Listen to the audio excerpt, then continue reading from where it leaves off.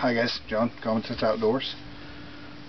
Today I want to talk about household fire tinders, and the importance of that is you should be picking one of the items I'm about to talk about to put in a survival kit before you go out.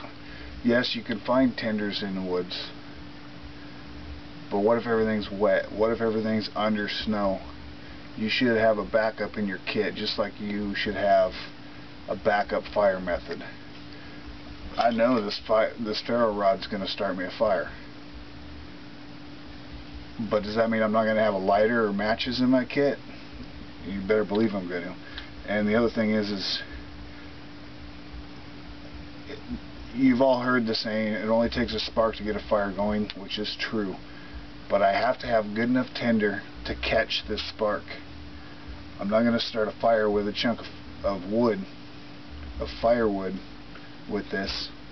I have to have good tinder.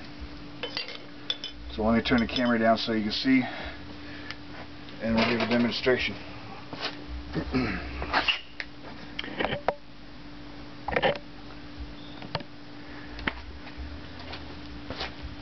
I'm not going to be telling you anything you probably don't already know.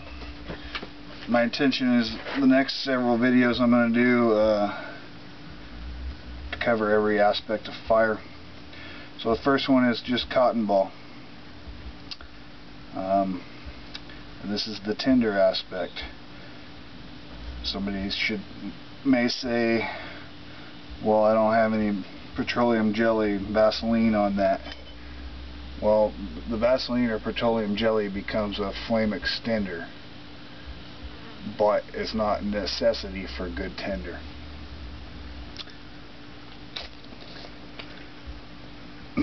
Just that easy. Cotton ball works great. Let's move it off to the side and talk about the next one. Jute twine. I have learned, my brother helped me learn that the scrapers that are in my bracelets work really good to fray out this jute. You just put it on your leg or a piece of wood or something, and just run the teeth side of the scraper plate across the jute. You can see it just frays it out really nice. I don't think I'll have to do the whole thing on that. It's probably enough right there to catch a spark.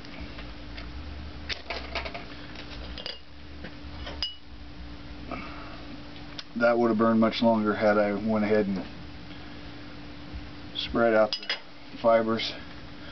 And another one you probably all know is simple dryer lint. Pretty much the same thing as cotton ball. Oop.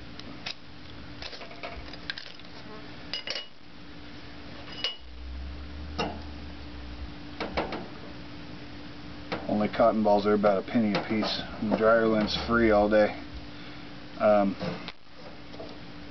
Well, not really, because you paid for the clothes the first time.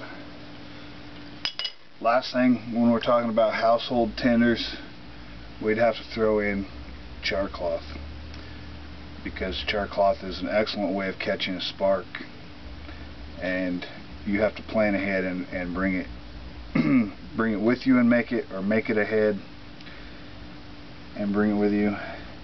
Either way it comes from your house. I'm going to do a separate video on char cloth. Go ahead and throw a spark on it anyway, but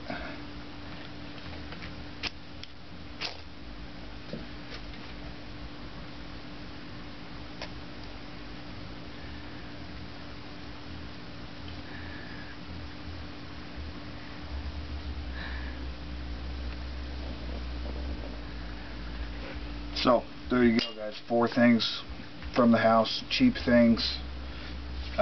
You should be choosing at least one of them to have in your kit and take with you.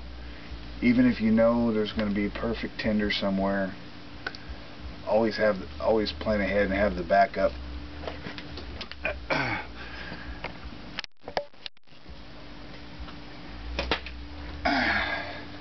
because if I went to the same spot 100 times and I knew there was a perfect tree with sap and moss dripping off of it, and I was going to have no problem starting a fire, does that mean I shouldn't plan ahead and have one of these household items in my kit, at least one? Because what happens if maybe someday I go to that spot and that tree's been cut down and is gone, or that tree has fallen over and buried under 4 feet of snow? Don't assume you're going to find the tinder out there. Have it in your kit for at least that first 72 hours, part of the survival scenario. Once you get that first fire going, it becomes a lot easier to make sure you can effect on the next fire. So next video we're going to talk about natural tinders. We're going to move into char cloth, methods of getting sparks, starting fire, a whole bunch of videos about fire coming up next. So if you like this one, look for those, and thanks for watching. Like, comment, subscribe.